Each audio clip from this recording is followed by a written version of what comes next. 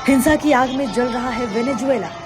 हर तरफ हो रहे हैं हिंसक प्रदर्शन। हजारों की संख्या में लोग सड़कों पर हैं।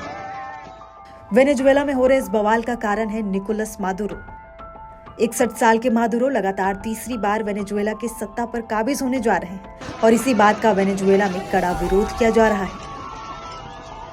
निकोलस मादुरो पर आरोप है कि उन्होंने गलत तरीके से चुनाव जीता है। इस वीडियो में हम आपको वेनेजुएला में हो रहे इसी बवाल की पूरी कहानी बताएंगे। आपको बताएंगे कि आखिर ये पूरा मामला क्या है, निकोलस मादुरो कौन है और उनके राष्ट्रपति बनने को लेकर वेनेजुएला में इतना बवाल क्यों मचा है। सबसे पहले जानते हैं कि निकोलस मादुरो आखिर है कौन।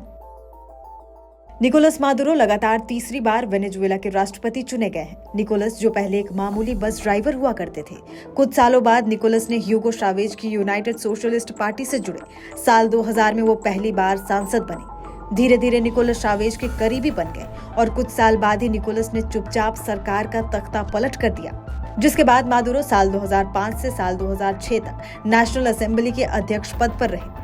साल 2006 से 2013 तक उन्होंने विदेश मंत्री का पद संभाला। साल 2012 से साल 2013 में निकोलस मादुरो को उपराष्ट्रपति घोषित किया गया। आखिरकार चावेज की मृत्यु के बाद मादुरो को राष्ट्रपति का पद दिया गया। कुछ इसी तरह से मादुरो बस ड्राइवर से देश की सत्ता तक पहुंचे।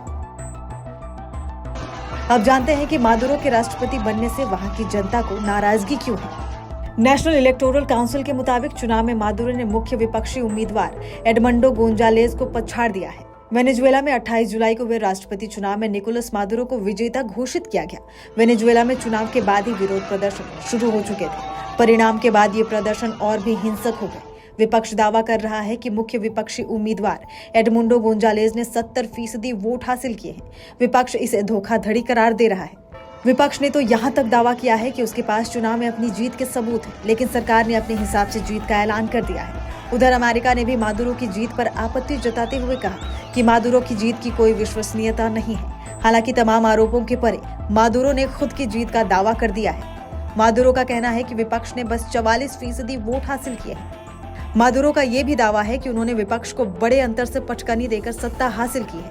एक तरफ मादुरो ने जीत का दावा किया तो दूसरी तरफ मादुरो प्रशासन ने विपक्षी नेता मारिया के चुनाव लड़ने पर भी रोक लगा दी थी। हालांकि एडमुंडो की बात करें तो वो बीते 11 सालों से सत्ता पर काबिज मादुरो को मात नहीं दे सके थे।